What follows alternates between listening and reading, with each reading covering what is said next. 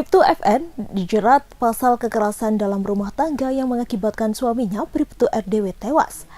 Bribtu FN merupakan anggota Polwan Polres Mojokerto, sedangkan korban berdinas di Polres Jombang. Pasangan suami istri yang telah menikah selama 5 tahun tinggal di asrama polisi di Mojokerto, Jawa Timur. Setelah korban meninggal dunia, ketiga anak mereka yang masih balita menjadi yatim. Dikutip dari Tribun Jatim pada Selasa 11 Juni 2024, Kabid Humas Polda Jawa Timur, Kombes Dirmanto menyatakan, penyidik tak dapat mengungkap permasalahan rumah tangga Bribtu FN dengan Bribtu RDW. Aturan mengenai privasi tertuang dalam pasal 3 Undang-Undang terkait KDRT. Diduga pemicu kasus KDRT lantaran permasalahan rumah tangga hingga uang gaji yang digunakan untuk judi online.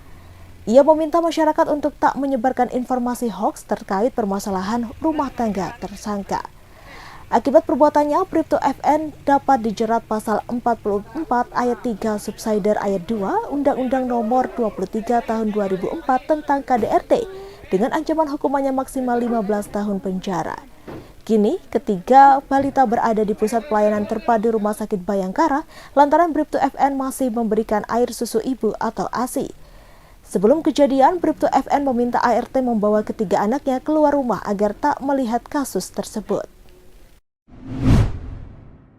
Alasan Anang Hermansyah menyanyi di laga Timnas Indonesia diungkap oleh istrinya Ashanti yang juga tampil di acara tersebut. Anang Ashanti diketahui bernyanyi setelah laga Timnas Indonesia berakhir dengan kemenangan di Stadion Utama Gelora Bung Karno, Senayan, Jakarta Pusat. Alih-alih menghibur supporter dan penonton di rumah, penampilan Anang Ashanti justru mendapat hujatan sebab dianggap merusak suasana. Sebagai pengisi acara di pertandingan Indonesia versus Filipina, Selasa 11 Juni 2024 malam, Anang dan Ashanti tampil menyanyikan lagu Kebiar Kebiar. Hal ini langsung menarik perhatian penonton sekaligus memancing protes sebab biasanya Timnas Indonesia dan supporter menyanyikan lagu Indonesia Pusaka. Lagu Kebiar-Kebiar yang dianggap kurang hikmat untuk memaknai kemenangan membuat supporter langsung meneriaki penampilan Anang Ashanti. Suasana acara pun langsung diambil alih sendiri oleh penonton yang kompak menyanyikan lagu Indonesia Pusaka bersama-sama. Di tengah ramainya hujatan yang dialamatkan oleh netizen, Ashanti sempat mengungkap soal kronologi dirinya bisa tampil di acara tersebut bersama Anang Hermansyah. Tawaran tersebut muncul saat putranya Arsya Hermansyah terpilih menjadi pendamping Timnas Indonesia saat melawan Irak di kualifikasi Piala Dunia 2026. Pertandingan Indonesia melawan Irak itu juga digelar di Stadion Utama Gelora Bung Karno, Senayan, Jakarta Pusat pada Kamis 6 Juni 2024 lalu. Ashanti juga ditawari untuk menyanyikan lagu bersama Anang saat laga melawan Filipina Selasa malam. Bahkan, Ashanti dan Anang ditawari untuk menyanyikan dua lagu. Kendati mendapatkan banyak hujatan, namun Ashanti sempat mengunggah video saat tampil bersama Anang dan penyanyi lainnya menyanyikan lagu Kebiar-Kebiar di sela pertandingan Indonesia melawan Filipina. Akan tetapi, Ashanti menutup kolom komentar unggahannya itu sehingga membuat netizen tidak bisa menulis pesan dan ekspresi mereka saat menyaksikan aksi pasangan ini. Tidak kehabisan akal, warganet pun menyerang Ashanti dan Anang di unggahan sebelumnya dengan komentar pedas dan monohok. Kabarnya, aksi Anang dan Ashanti sempat mengalami gangguan teknis dan musik yang menjadi pengiring mereka menyanyi dikabarkan terputus. Sampai pasangan ini berhenti bernyanyi dan berjalan keluar dari acara. Dalam pertandingan kualifikasi Piala Dunia 2026 itu, Indonesia diketahui berhasil menaklukkan Filipina 2-0 lewat gol Tom Haye dan Rizky Ridho. Kemenangan ini membuat Indonesia dipastikan lolos otomatis di Piala Asia 2027 mendatang. Pemirsa, presenter Raffi Ahmad menyatakan mundur dari proyek pembangunan resort, villa, dan beach club di Gunung Kidul, Yogyakarta. Suami Nagita Slavina tersebut mengungkapkan alasan utama pengunduran dirinya karena proyek tersebut dinilai akan merusak lingkungan sekitar. Hal itu dikatakan Raffi pada unggahan video di laman Instagramnya pada Rabu 12 2024. Dalam petisi tolak pembangunan resort Raffi Ahmad di Gunung Kidul, yang dibuat oleh Muhammad Raffi pada 21 Maret 2024 tertulis bahwa pembangunan proyek ini termasuk dalam kawasan bentangan alam Kars atau KBAK Gunung Sewu. Itu merupakan kawasan lindung geologi yang seharusnya tak boleh dibangun apa-apa. Selain itu, Walhi Jogja juga mengatakan proyek Beach Club Gunung Kidul belum memiliki analisis dampak lingkungan atau AMDAL.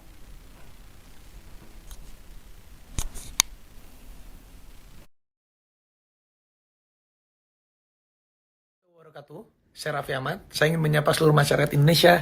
Terima kasih atas segala ucapan dan doa kepada saya dan keluarga saya khususnya di momen haji ini. Doain ya, mudah-mudahan haji saya bisa mabrur. Dan juga pada momen ini saya ingin menyampaikan pernyataan terkait berita yang sedang ramai dibicarakan, proyek di Gunung Kidul. Saya sebagai warga negara Indonesia yang taat hukum, saya juga sangat mengerti bahwa terdapat beberapa kekhawatiran dari masyarakat terkait proyek ini yang belum sejalan dengan peraturan yang berlaku. Dan dengan ini saya menyatakan akan menarik diri dari keterlibatan saya dalam proyek ini. Karena bagi saya apapun yang saya lakukan dalam bisnis-bisnis saya ini wajib sesuai dengan peraturan yang berlaku di Indonesia, terutama harus dapat memberikan manfaat yang baik untuk seluruh masyarakat Indonesia.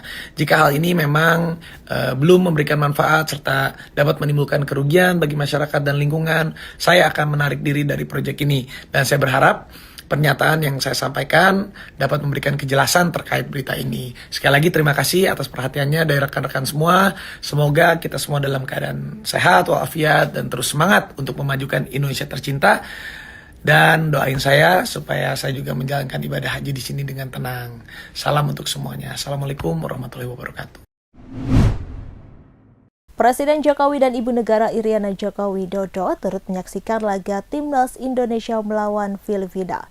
Pertandingan digelar di Stadion Utama Gelora Bung Karno, Senayan, Jakarta, Selasa 11 Juni malam. Dalam video yang dirilis YouTube Sekretariat Presiden, Jokowi dan Iriana tampak begitu antusias menyaksikan pertandingan. Beberapa kali terpancar ekspresi gemas dari keduanya ketika bola belum berhasil menembus gawang lawan.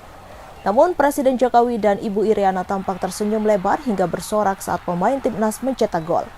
Adapun dalam pertandingan ini Timnas Indonesia meraih kemenangan atas Filipina dengan skor 2-0. Artinya skuad Garuda lolos ke putaran ketiga kualifikasi Piala Dunia 2026 untuk zona Asia.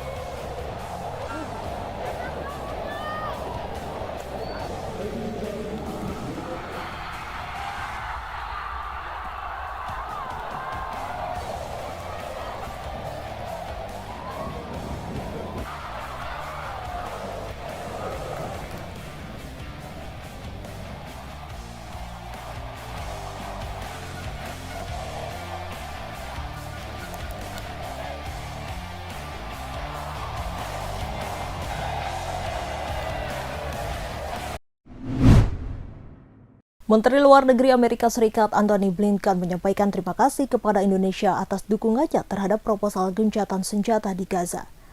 Proposal tersebut sebelumnya diajukan Presiden Joe Biden yang kemudian disetujui Dewan Keamanan PBB. Ucapan terima kasih Blinken disampaikan saat bertemu Menteri Pertahanan Republik Indonesia Prabowo Subianto. Keduanya menghadiri KTT di Laut Mati Yordania pada Selasa 11 Juni. Menurut Blinken, gencatan senjata penting untuk meredakan konflik dan menjamin pembebasan sandera. Sebelumnya, Prabowo mengatakan Indonesia siap mengirim tenaga medis hingga mendirikan rumah sakit lapangan di Gaza. Selain itu, Indonesia juga bersedia mengevakuasi 1.000 warga Palestina untuk mendapatkan perawatan medis. Prabowo Subianto menegaskan, pemerintah Indonesia siap berkontribusi dalam upaya mendukung gencatan senjata.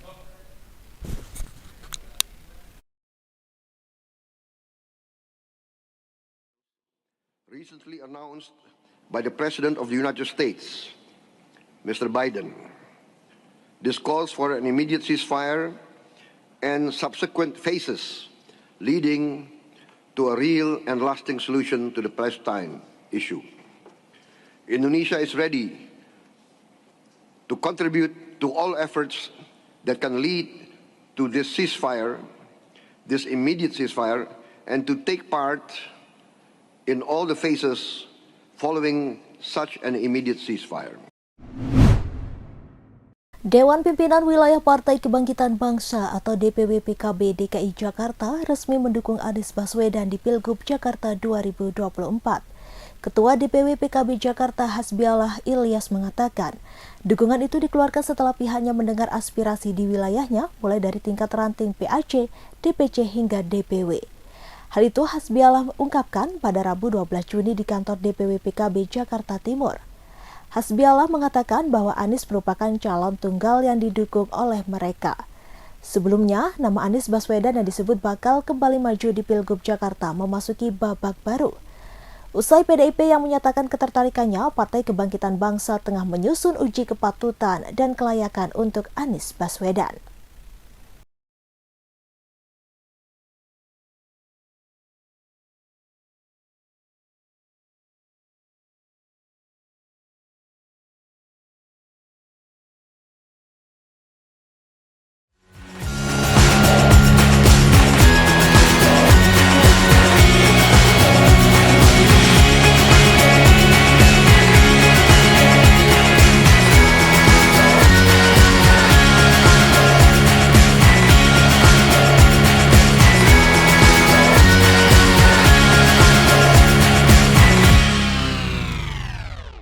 Download Tribun X sekarang, menghadirkan lokal menjadi Indonesia.